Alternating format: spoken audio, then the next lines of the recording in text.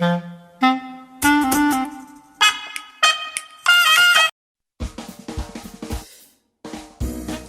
любимый праздник – это Новый год.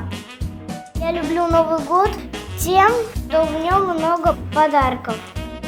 Очень-очень люблю с братиком играть и толкать его в сугроб. Я очень люблю наблюдать за новогодним фейерверком.